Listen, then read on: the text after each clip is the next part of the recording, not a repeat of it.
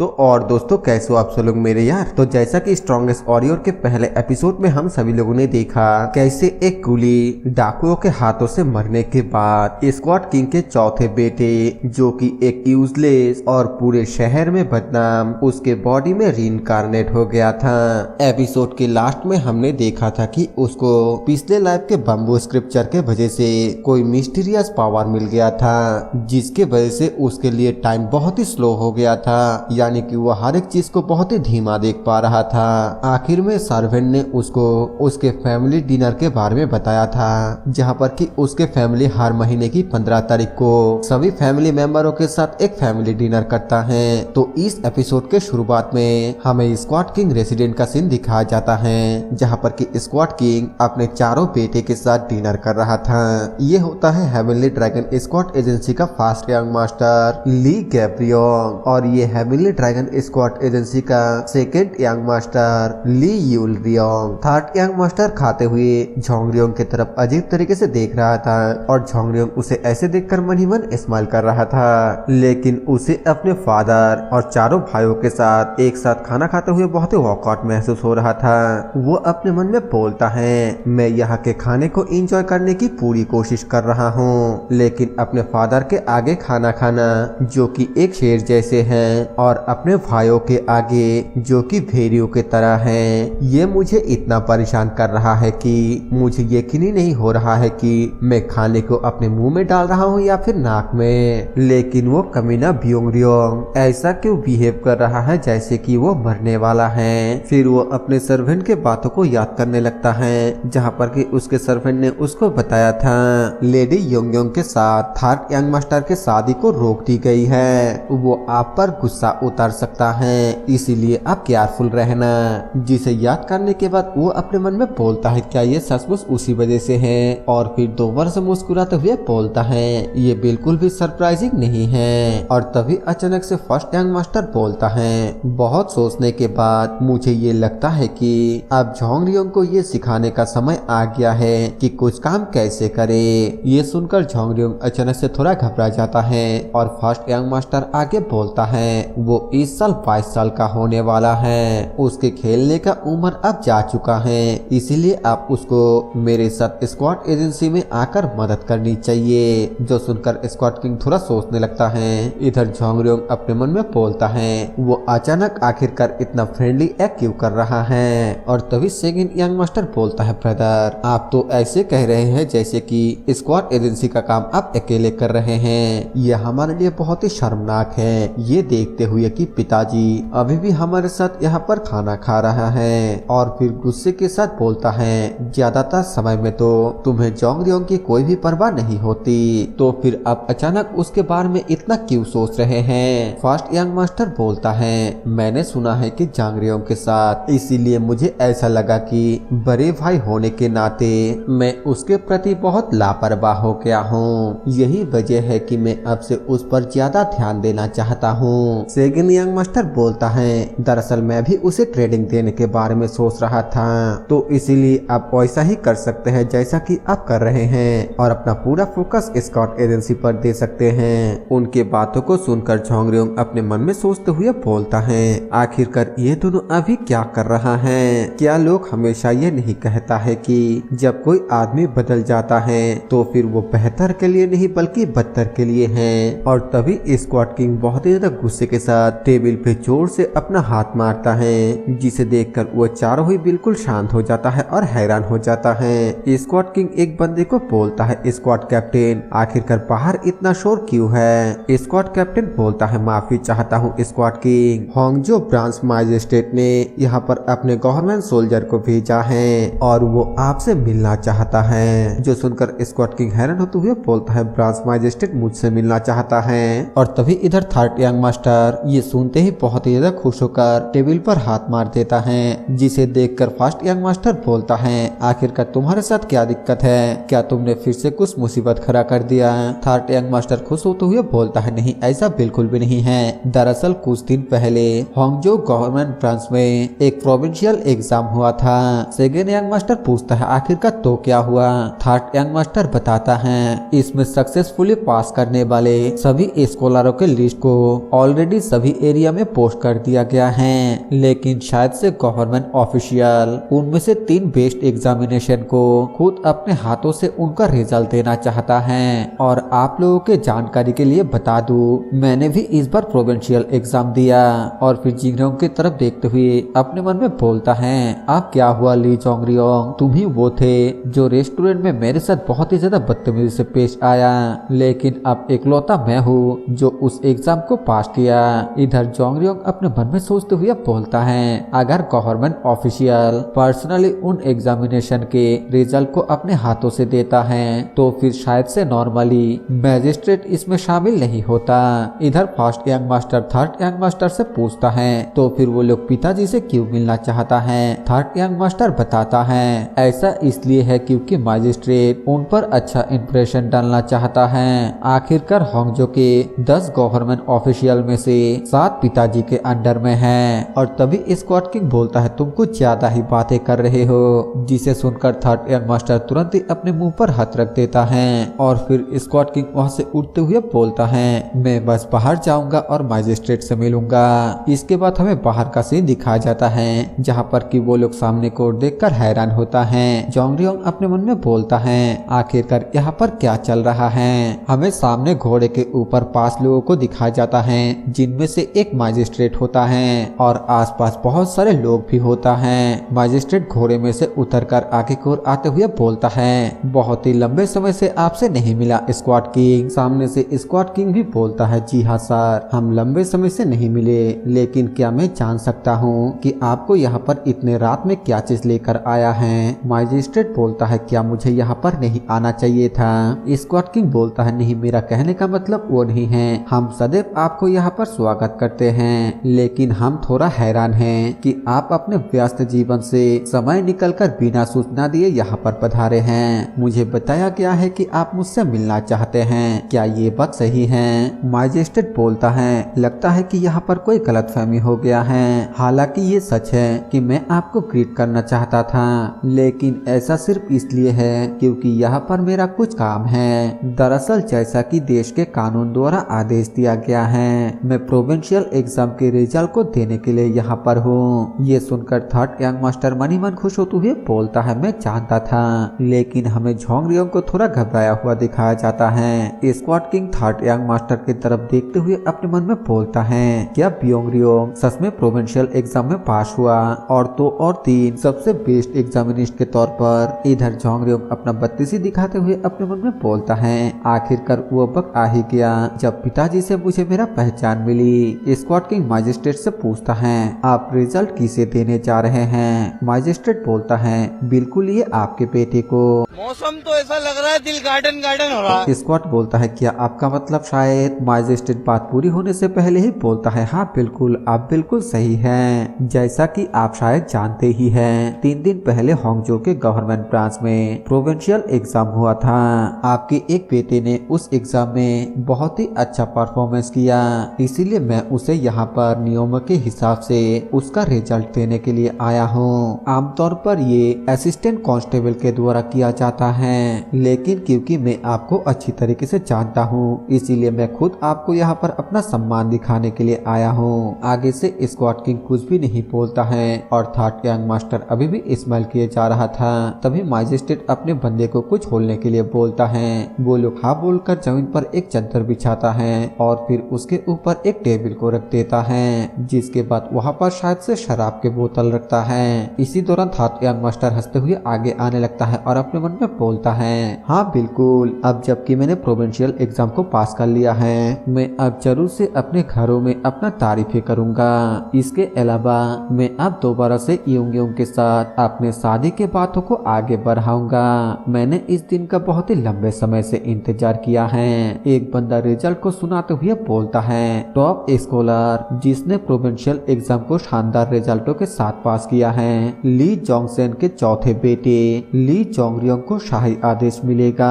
Third young master अपना हाथ आगे करते हुए बोलता है हाँ मैं ली ब्योंगरियोंग इसे एक्सेप्ट करता हूँ। लेकिन तभी वो अचानक से बहुत ही ज्यादा हैरान हो जाता है और उसके साथ साथ आसपास के सभी लोग भी बहुत ही ज्यादा हैरान हो जाता है। स्क्वाड किंग और उसके दोनों बड़े भाई हैरानी के साथ जोंगरियोंग की तरफ देखने लगता है। आसपास के लोग आपस में बातें करते हुए बोलता है आखिरकार हेवनली ड्रैगन स्क्वाड एजेंसी ने एक टॉप स्कॉलर को तैयार किया है। दूसरा बंदा बोलता है क्या ये किसी स्क्वाड एजेंसी के लिए लंबे इतिहास वाली किसी एकेडमी के बजाय किसी टॉप स्कॉलर को तैयार करने का पहला मौका नहीं है। और तो और हम चौथे यंग मास्टर के बारे में बात कर रहे हैं जो हर वक्त मुसीबत में पड़ता है। हम तो अभी भी इस पर यकीन नहीं कर सकते।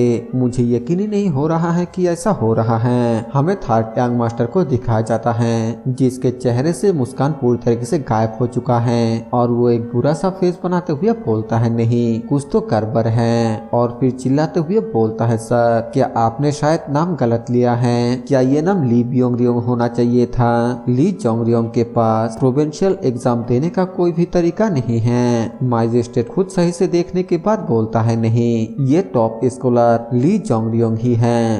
एकदम इन्होंने वक्त बदल दिया, जज्बात बदल दिए, जिंदगी बदल दी। ये सुनने के बाद आप उसका उम्मीद जितना था उतना भी टूट जाता है और वो अपना मुंह पहले से और भी पूरा कर लेता है। मैजिस्ट्रेट आके बोलता है लेकिन मुझे लगता है कि यहाँ एक गलतफहमी जरूर हुआ है। यहाँ पर जिसे होना चाहिए वो आपका चौथा बेटा ली जोंगरियोंग है। जोंगरियोंग आगे आते हुए बोलता है हाँ वो मैं हूँ। थर्ड यंग मास्टर जोंगरियोंग की तरफ देखते हुए अपने मन में बोलता है नहीं ये नामुमकिन है। ली जोंगरियोंग आखिरकार ये वो कैसे हो सकता है। जोंगरियोंग अपने रिजल्ट को लेते हुए बोलता है मैं स्कॉलर ली जोंगरियोंग उस शाही आदेश को एक्सेप्ट करता हूँ जो मैजेस्टी द्वारा दिया गया है। सभी लोग जोर जोर से चिल्लाते हुए उसको कांग्रेचुलेशंस कहने लगता है और वो अपने मन में बोलता है मैं जो एक लंगड़ा कुली हुआ करता था अब रीइंकार्नेट हुआ हूँ और भगवान ने मुझे एक दूसरा मौका दिया है। अगर मैं चाहूँ तो अब मैं एक स्क्वाड वॉरियर बन सकता हूँ और यहाँ तक कि एक गवर्नमेंट ऑफिशियल भी। मैं बहुत ही ज्यादा खुश हूँ कि मैं आखिरकार अपने सपने को पूरा कर सकता हूँ। मैजेस्टी बोलता है ली जोंगरियोंग तुम्हें इस महीने के 20 तारीख के अंदर हांगजो गवर्नमेंट ब्रांच में रिपोर्ट करना होगा।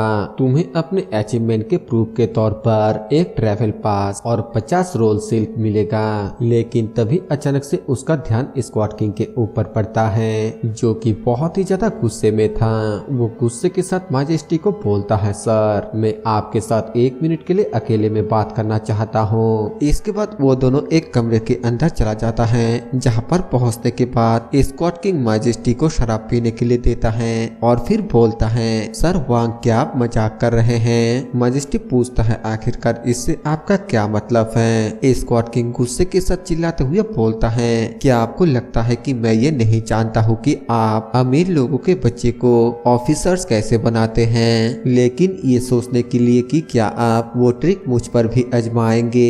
यहाँ पर स्क्वाड किंग का सीधा सीधा कहने का मतलब ये है कि मैजेस्टी ने शायद से कोई रिश्वत लेकर जोंगरियोंग को पास करवाया है। मैजेस्टी बोलता है स्क्वाड किंग ऐसा लगता है कि आपको यहाँ पर कुछ गलतफहमी हुआ है। स्क्वाड किंग फिर भी गुस्से से बोलता है क्या आप मुझे ये बता रहे हैं कि जोंगरियोंग एक टॉप स्कॉलर हैं। क्या आपको लगता है कि इस बात पर कोई यकीन करेगा कि आप ये चेक करना चाहते हैं कि मैं आपके गवर्नमेंट के पोजीशन को छीन सकता हूँ या फिर नहीं। बेहतर होगा कि मैं कुछ करूँ इससे पहले आप अपने होश में आए। ये सुनकर मैजेस्टी बहुत ही ज्यादा घबरा जाता है और घबराते हुए अपने मन में बोलता है मुझे केयरफुल रहना होगा।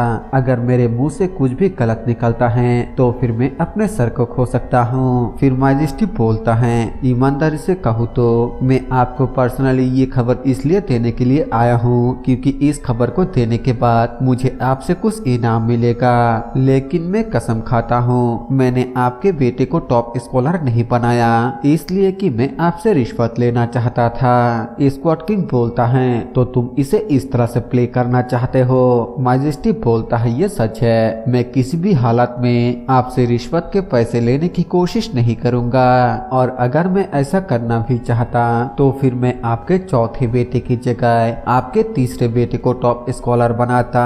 इस तरीके से तो आपको क्या शायद ही किसी को मुझ पर शक होता होता। क्या आप मेरे इस बातों पर सहमत होते हैं? जो सुनकर स्क्वाड किंग भी सोचते हुए बोलता है बात तो वो सही बोल रहा है। और तभी माजेस्टी जोंगरियोंग के आंसर शीट को आगे करते हुए बोलता है प्लीज इस पर एक नजर डालिए। स्क्वाड किंग उसे लेकर देखते हुए बोलता है क्या है ये? माजेस्टी बताता है मैं इसे अपने साथ इसीलिए लेकर आया हूँ ताकि अगर आप मुझ पर यकीन ना करें तो फिर मैं आपको यह दिखा सकूं। ये वो जवाब है जो आपके चौथे बेटे ने लिखा।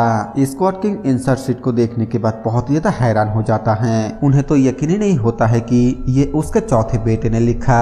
ये इतना ज्यादा डीप और डिटेल से लिखा गया है कि सिर्फ एक टॉप स्कॉलर ही ऐसा लिख सकता है। स्क्वाड किंग माजेस्टी से हैरानी के साथ पूछता है क्या सच में ये उसने ही लिखा है? माजेस्टी बोलता है हाँ बिल्कुल, क्या ये सरप्राइजिंग नहीं है? मैंने इससे पहले कभी भी किसी को भी इतना साफ तरीके से आंसर को लिखते हुए नहीं देखा। स्क्वाड किंग बोलता है आखिरकार उसके जैसा बेवकूफ ऐसा कुछ किस तरीके से लिख सकता है? वो पढ़ाई और मार्शल आर्ट इन दोनों में ही हमेशा बहुत ही बुरा थे। इससे फर्क नहीं पड़ता है कि मैंने उसको क्या सिखाने की कोशिश नहीं की, वो कभी भी कुछ भी नहीं सीख पाया। हालांकि अपने ही बेटे को छोड़ देना बहुत ही ज्यादा दर्दनाक था, लेकिन वो टेरी उंगली की तरह बिल्कुल यूजलेस था। और फिर जोर से चिल्लाते हुए अपने ही मन में बोलता है ली जोंगरियोंग जब तुम झील में कूद गए थे तब क्या तुम्हारा मुलाकात ड्रैगन किंग के साथ हुआ था? ड्रैगन किंग एक चाइनीज गॉड है जो बाकी ड्रैगन गॉड के तरह हवा और पानी के पावर को पोजेस करता है। और स्क्वाड किंग का कहने का मतलब ये है कि शायद से जोंगरियोंग को गॉड का ब्लेसिंग मिल गया और इसी वजह से वो इतना ज्यादा टैलेंटेड हो गया। माजेस्टी आगे बोलता है सिर्फ यही नहीं आपके तीसरे बेटे भी टॉप 200 के अंदर आ चुका है। जूरेन स्कॉलर के तौर पर वो दोनों एक महीने में होने वाले मेट्रोपॉलिटन एग्जामिनेशन में हिस्सा ले सकता है अगर उनमें से कोई भी वहां पर टॉप स्कॉलर बन जाता है। स्क्वाड किंग अपने मन में सोचते हुए बोलता है बियोंगरियोंग अपने माँ के मदद के वजह से ही टॉप 200 स्कॉलर के अंदर आ पाया है, लेकिन मैं यह उम्मीद नहीं कर रहा हूँ कि जोंगरियोंग मेट्रोपॉलिटन एग्जाम में टॉप स्कॉलर बन पाएगा। हालांकि अगर गॉड जोंगरियोंग को फिर से एग्जाम पास करने की अनुमति देता है तब उसके लिए गवर्नमेंट ऑफिसर बनना कोई बुरा विचार नहीं होगा। ये लाइफ में सक्सेस हासिल करने का जोंगरियोंग का सिर्फ इकलौता तरीका हो सकता है क्योंकि वो मार्शल आर्ट नहीं सीखना चाहता और ना ही उसका कोई माँ है जिस पर वो डिपेंड रह सके। फिर स्क्वाड किंग माजेस्टी को बोलता है मैंने आपका अपमान किया है, हालांकि आप यहाँ पर मुझे यह महान खबर देने के लिए आए हैं। माजेस्टी बोलता है नहीं नहीं, आपको ऐसा सोचने की कोई भी जरूरत नहीं है, मैं अच्छे से समझ सकता हूँ कि आपने ऐसा क्यों किया। स्क्वाड किंग माजेस्टी से पूछता है आप इस रिजल्ट को किस तरीके से पोस्ट करना चाहते हैं? माजेस्टी बोलता है लगभग 100 पोस्टर लगाना आम बात है। जो सुनकर स्क्वाड किंग माजेस्टी की तरफ थोड़ा हैरानी से देखने लगता है और तभी माजेस्टी आगे बोलता है लेकिन क्योंकि 20 सालों में ये पहली बार टॉप स्कॉलर को बिल्कुल सही तरीके से चुना गया है, इसीलिए हम लगभग 1000 पोस्टर बनाएंगे। 10 कांस्टेबलों में से हर एक को होंगझो के सभी कोने में तैनात करने के लिए। स्क्वाड किंग हंसते हुए बोलता है टोटल 10,000 पोस्टर, आपको इतना दूर जाने की कोई भी जरूरत नहीं थी, इसके लिए मैं आपको बहुत बहुत शुक्रिया कहता हूँ। माजेस्टी आगे से हंसते हुए बोलता है अरे नहीं नहीं, इसकी कोई भी जरूरत नहीं है, लेकिन अपने मन में बोलता है धत्तरी की आखिरकार 10,000 पोस्टर बनाने में कितना समय लगेगा, मैं तो बहुत ही बड़ी मुसीबत में हूँ। और तभी स्क्वाड किंग अपने पास से एक बॉक्स को निकालता है और उसे माजेस्टी को देता है। माजेस्टी पूछता है आखिर ये क्या है? स्क्वाड किंग बोलता है प्लीज इसे ओपन कीजिए। माजेस्टी जब उस बॉक्स को ओपन करता है तब उसके अंदर से बहुत ही तेज रोशनी निकलने लगता है जिसे देखकर माजेस्टी बहुत ही ज्यादा हैरान हो जाता है। उस बॉक्स के अंदर बहुत सारे गोल्ड के टेल था। माजेस्टी पूछता है आप मुझे ये क्यों दे रहे हैं? स्क्वाड किंग बोलता है अगर आप 10,000 पोस्टर लगाने जा रहे हैं तो फिर आपको कागज और कांस्टेबलों के सेवाओं के लिए काफी ज्यादा भुगतान करना होगा क्योंकि ये सारी परेशानी मेरे बेवकूफ बेटे के वजह से है। मेरे लिए उन खर्चों को कवर करना ही सही है। बेशक मैं जरूरत से ज्यादा दे रहा हूँ ताकि पैसों की कोई कमी ना हो। ये सुनकर माजेस्टी बहुत ही ज्यादा खुश होते हुए बोलता है स्क्वाड किंग मैं इसका बिल्कुल सही इस्तेमाल करूंगा। स्क्वाड किंग बोलता है मैं इस साधारण पॉइंट से सिर्फ इसलिए ट्रीट किया है क्योंकि मेरे पास तैयारी के लिए काफी समय नहीं था, लेकिन मैं भविष्य में किसी दूसरे जगह में आपको बहुत ही अच्छा ट्रीट दूंगा। मैजेस्टी बहुत ही ज्यादा खुश होते हुए अपने मन में बोलता है, स्क्वाड किंग सच में बहुत ही ज्यादा उदार है, मुझे खुशी है कि मैं पर्सनली यहाँ पर आया। इसके बाद मैजेस्टी स्क्वाड किंग को अलविदा कहकर वहाँ से जाने लगता है और जाते हुए भी अपने मन में बोलता है, सच में किस्मत मेरे ऊपर हंस रहा है। लेकिन हमें स्क्वाड किंग को थोड़ा सोच में डूबा हुआ दिखाया जाता है। इसके बाद यहाँ से सीन चेंज होकर हमें अगले दिन सुबह का सीन दिखाया जाता है, जहाँ पर हमें कुछ लोगों को दिखाया जाता है जो कि थर्ड यंग मास्टर से मिलने के लिए आया है। ये उनके वही दोस्त होता है जिनको लास्ट टाइम वो ट्रीट दे रहा था। थर्ड यंग मास्टर उन लोगों को स्वागत करता है और वो लोग थर्ड यंग मास्टर को बोलता है, जैसे ही हमने सुना कि आपने प्रोविंशियल एग्जाम पास कर लिया है, हम आपसे मिलने के लिए आ गए। हमें तो लगा था कि आप सिर्फ मार्शल आर्ट की प्रैक्टिस करते हैं, लेकिन आप तो सच में पढ़ाई में भी बहुत ही ज्यादा जीनियस निकले। थर्ड यंग मास्टर अपनी तारीफ सुनकर जोर जोर से हंसते हुए बोलता है, खैर ये सच में बहुत ही अनबिलीवेबल लगता है ना। और तभी वहाँ पर और भी बहुत सारे लोग आता है उसको कांग्रेचुलेशंस कहने के लिए। हमें इधर झोंगरियोंग को दिखाया जाता है जो कि दूर से ये सब कुछ देख रहा था और उसको बधाई देने के लिए कोई भी नहीं आया था। सर्वेंट बोलता है, क्या सच में छोटा भाई जो एक टॉप स्कॉलर है उनके पास कोई भी गेस्ट नहीं है, लेकिन थर्ड यंग मास्टर जिसने बहुत मुश्किल से ही एग्जाम को पास किया है उसको हर कोई बधाई देने के लिए आ रहा है। क्या वो खुद को शर्मिंदा महसूस नहीं कर रहा है? अगर उसके जगह पर मैं होता तो फिर मैं गेट के सामने किसी को भी ना मिलने आने का नोट लगा देता। हमें झोंगरियोंग को दिखाया जाता है जो कि अपने ऊपर कुछ ततैया को उड़ते हुए देखकर अपने मन में बोलता है, पिछले कुछ दिनों में मैंने बहुत ही ज्यादा प्रैक्टिस किया और प्रैक्टिस करने के बाद मैंने इस एबिलिटी के कुछ रूल्स को ढूंढ निकाला जो मुझे इस टाइम स्लो को समझने में मदद करता है। फर्स्ट रूल, अगर मैं बहुत ही ज्यादा टेंशन में होता हूँ तो एबिलिटी ऑटोमेटिक एक्टिवेट हो जाता है। सेकेंड रूल, मैं इस एबिलिटी को 10 से ज्यादा ब्रीथ तक रोक कर नहीं रख सकता। और third rule, time fall down के हिसाब से मेरा मूवमेंट पहले से और भी स्लो हो गया है तो इसीलिए अभी सिर्फ मैं यही कर सकता हूँ। ये बोलकर वो उन सभी ततैया को पकड़ लेता है और फिर आगे बोलता है, मेरा टारगेट ये देखना है कि मेरे ओपोनेंट के हाथ और पैर कहाँ से आ रहा है, उन्हें कैसे संभालना है, इस पर दोगुनी तेजी से सोचना होगा। मुझे अब तक यही पता चला है, हालांकि मेरा री इनकारनेशन हुआ है, मेरा पैर भी ठीक हो गया है और मैंने प्रोविंशियल एग्जाम को भी पास कर लिया है। और फिर वो अपने पुराने बातों को याद करते हुए बोलता है, मार्शल आर्ट के बिना अगर दोबारा मेरे साथ ऐसा ही होता तो फिर मैं शायद से तब भी मर जाता, लेकिन अगर मैं इस एबिलिटी में इम्प्रूवमेंट करना जारी रखता हूँ तो फिर क्या होगा। मुझे एक ऐसे मार्शल आर्ट को सीखना होगा जो मुझे अभी के हिसाब से मेरे हाथों और पैरों को ज्यादा तेजी से चलाने में मदद करेगा। अभी के हालातों को देखते हुए ये मेरे लिए मुमकिन है। और तभी सर्वेंट उसको इतना ज्यादा सोचते हुए देखकर बोलता है, यंग मास्टर आपको उसे देखकर चलना नहीं चाहिए। झोंगरियोंग उससे पूछता है, आखिरकार तुम किस बारे में बात कर रहे हो? सर्वेंट बोलता है, वो लोग जो ये हरकतें कर रहा है ये सभी नकली हैं, क्योंकि थर्ड यंग मास्टर के माँ मैडम चिंग हवा ईडांग एकेडमी में ब्रश और इंक स्टोन को डोनेट करता है और सिर्फ इसी वजह से वो सभी लोग यहाँ पर हैं। झोंगरियोंग बोलता है, लेकिन मैंने तो इस बारे में कोई भी बातचीत नहीं किया। सर्वेंट बोलता है, अगर आप इतने ज्यादा परेशान हैं तो फिर मैं सिर्फ आज के लिए आप पर आसान जाऊंगा।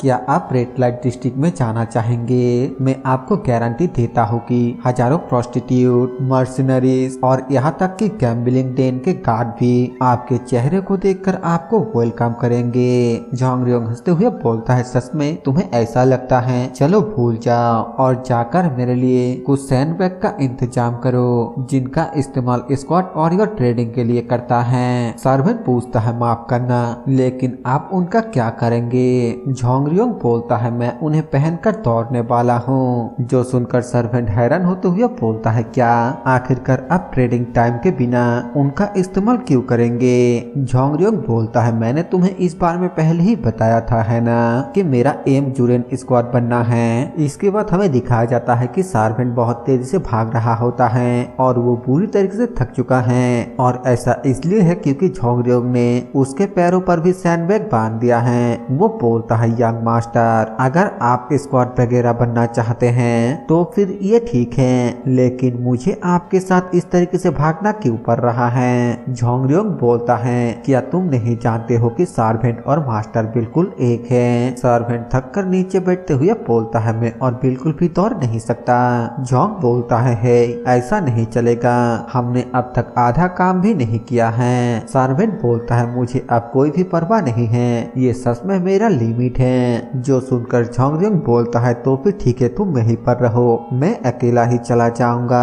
फिर वो बाय बोलकर वहां से चला जाता है और सर्वेंट उसको जाते हुए देखकर अपने मन में बोलता है, यंग मास्टर इन दिनों सचमुच बहुत ही अजीब तरीके से पेश आ रहा है, ऐसा मानो जैसे कि उनका किसी और के रूप में पुनर्जन्म हुआ हो। इसके बाद सीन चेंज होकर हमें होंगजो गवर्नमेंट ऑफिस का सीन दिखाया जाता है, जहाँ पर कोई किसी को बैच देते हुए बोलता है, यहाँ पर बैच और ट्रैवल पास है जो ये साबित करता है कि तुम एक जुरेन हो जिसने प्रोविंशियल एग्जाम को पास किया है। हमें दिखाया जाता है कि वो माजेस्टी होता है और वो ये सब कुछ झोंगरियोंग को दे रहा था। झोंगरियोंग ये सब कुछ लेते हुए माजेस्टी को शुक्रिया कहता है और माजेस्टी आगे बोलता है, और ये हैं हाई ग्रेड के सिल्क के 50 रोल, ये टॉप स्कॉलर को दिया जाता है। ये सुनकर झोंग बहुत ही ज्यादा खुश होते हुए माजेस्टी को शुक्रिया बोलता है और फिर थोड़ी देर बाद बाजार में जाकर उन सभी को बेचना शुरू कर देता है। एक बंदा उन सभी का कीमत 15 सिल्वर कॉइन बताता है और पीछे से सर्वेंट उसे ये सब कुछ बेचते हुए देखकर बहुत ही ज्यादा परेशान होने लगता है। झोंगरियोंग उस बंदे को बोलता है, ये टॉप ग्रेड के सिल्क हैं, आप इनका कीमत बहुत ही कम लगा रहे हैं, चलिए अब 20 सिल्वर कॉइन दे दीजिए। फिर हमें थोड़ी देर बाद दिखाया जाता है कि झोंगरियोंग सभी सिल्वर कॉइन को लेकर रास्ते से जा रहा होता है और हंसते हुए बोलता है, आखिरकार आप में इन कॉइन का इस्तेमाल कहाँ पर करूँ। सर्वेंट पूछता है, यंग मास्टर क्या आपने उन कीमती रेशम को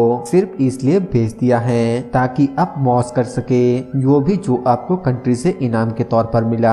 झोंगरियोंग सर्वेंट को बोलता है, हम एक साथ मिलकर ही मौज करने वाले हैं, तो इसीलिए परेशान होना बंद करो और बस मेरे पीछे आओ। और फिर आगे बोलता है, मुझे भूख लगी है, चलो पहले चलकर खाते हैं। सर्वेंट इस बात का कोई भी जवाब नहीं देता है और फिर हमें उन दोनों को डम्पलिंग खाता हुआ दिखाया जाता है। झोंगरियोंग खाने के बाद बोलता है, ये तो बहुत ज्यादा अच्छा था। सर्वेंट बोलता है, अगर आप आखिरी बचे हुए 2 डम्पलिंग्स को नहीं खाते हैं तो फिर मैं उन्हें ले लूंगा। झोंगरियोंग बोलता है, तुमने मेरे बारे में शिकायत किया था कि मैं उन पैसों से मस्ती करने वाला हूँ और पता नहीं क्या क्या करने वाला हूँ, और अब तुम इन्हीं पैसों से मजे से खाना खा रहे हो। सर्वेंट बोलता है, यहाँ के डम्पलिंग सच में बहुत ही डिलीशियस हैं। इसके बाद हमें उन दोनों को एक कपड़े की दुकान में दिखाया जाता है, जहाँ पर जाकर वो एक कपड़े को लेने के बाद अपने सर्वेंट को देते हुए बोलता है, अरे वाह, मुझे लगता है कि अगर तुम इन कपड़ों को पहनोगे तो फिर तुम जरूर से एक यंग मास्टर लगोगे। लेकिन सर्वेंट इनकार करते हुए बोलता है, आखिरकार मेरे जैसा नौकर रेशम के कपड़े कैसे पहन सकता है। झोंगरियोंग बोलता है, आखिरकार कौन कहता है कि तुम ये नहीं पहन सकते हो, और फिर वो कपड़ा खरीद लेता है और उसको बोलता है, ये मेरे ओर से मेरे टॉप स्कॉलर बनने का तोहफा समझ लो जो मैं तुम्हें दे रहा हूँ। सर्वेंट अपने मन में बोलता है, मुझे लगता है कि यंग मास्टर सच में बहुत ही निराश है क्योंकि किसी ने भी उन्हें बधाई नहीं दिया।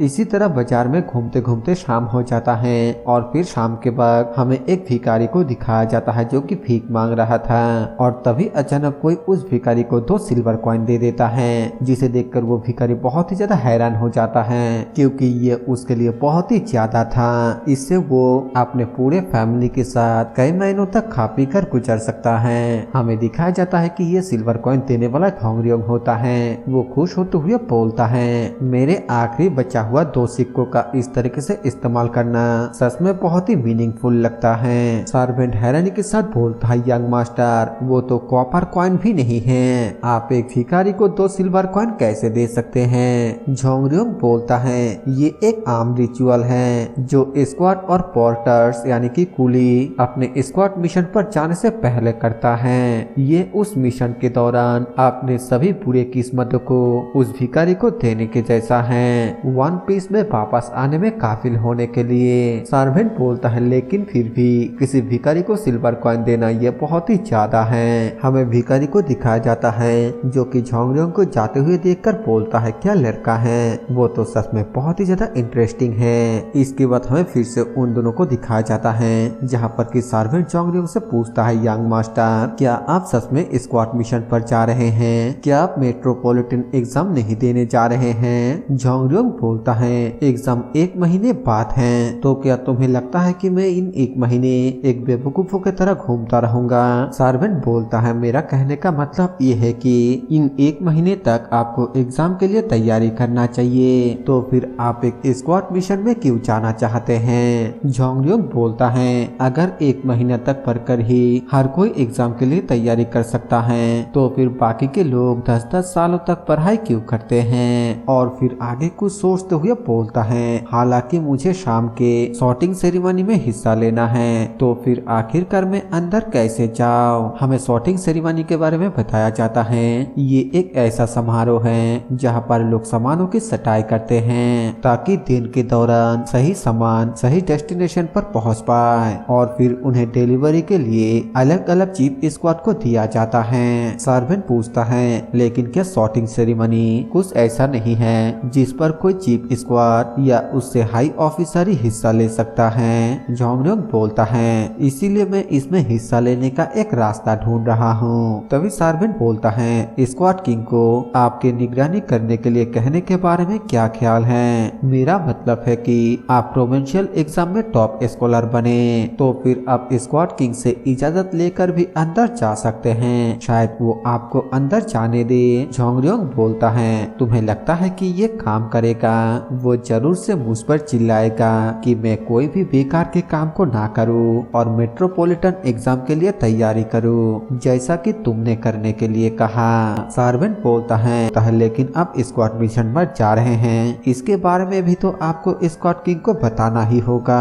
कहीं अब स्क्वाड किंग को धोखा देने की प्लानिंग तो नहीं कर रहे हैं। झोंगरियोंग बोलता है इस बार में मैं वक्त आने पर सोचूंगा।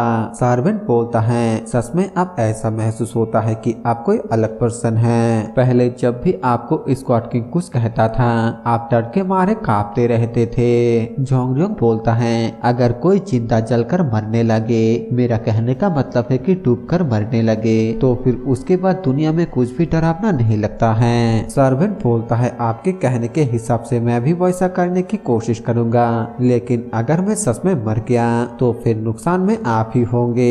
इधर झोंगरियोंग उसके बकवास को ना सुनकर अपने मन में सोचते हुए बोलता है अगर मेरा अंदाजा सही है तो फिर आज रात शॉटिंग सेरेमनी के दौरान एक बहुत ही बड़ा रिक्वेस्ट आएगा।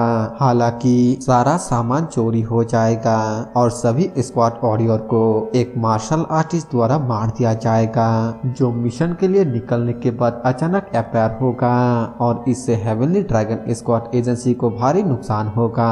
उसके बाद गुस्सेल स्क्वाड किंग और चीफ स्क्वाड का हेड एक टीम को लीड करेगा, गुनहगारों का पता लगाएगा और एक बड़े पैमाने पर सफाई अभियान शुरू कर देगा। अंत में वो अपना बदला लेने में कामयाब हो पाएंगे, लेकिन जो लोग मारे जाएंगे वो लोग अब घर वापस नहीं लौट पाएंगे और ये लोग वही हैं जो मेरे साथ हर मुश्किल दौर से गुजरे। भले ही उन्हें मेरे लंगड़े पैर के वजह से मुझ पर गलतियां नजर आए, लेकिन वो मेरे साथी थे जो मेरे जैसे एक लंगड़े को अपनाया और मेरी मदद भी की। और ऐसा करने के लिए मुझे शॉटिंग सेरेमनी में हिस्सा लेना होगा और फिर चाहे कुछ भी करना क्यों ना पड़े उनसे उस बड़े रिक्वेस्ट को रिजेक्ट करवाना होगा। और तभी वो अचानक से सामने किसी को देखकर बहुत हैरान हो जाता है। ये वही लड़का होता है जिससे वो प्रोविंशियल एग्जाम के दौरान मिला था, जिसे कि वो लगता है कि ये मिस सोसो है और वो वहाँ पर छुप कर कुछ देख रहा था। लेकिन इसी सीन के साथ ये वाला एपिसोड यहीं पर खत्म हो जाता है। तो ये वाला एपिसोड आप लोगों को कैसा लगा पता नहीं, लेकिन मेरे हिसाब से थोड़ा बोरिंग था। फिर भी अगर आप लोगों को पसंद आए तो फिर कमेंट में जरूर बताना और हाँ जरूर से लाइक भी कर देना। लेकिन अगर किसी को लाइक बटन नहीं मिलता है तो फिर कमेंट में जाकर रेड हार्ट स्पैम कर देना तो मुझे समझ में आ जाएगा। बाकी यार इस वीडियो के लिए इतना ही। मैं मिलता हूँ आप सभी से एक नए वीडियो के साथ, तब तक के लिए बाय बाय।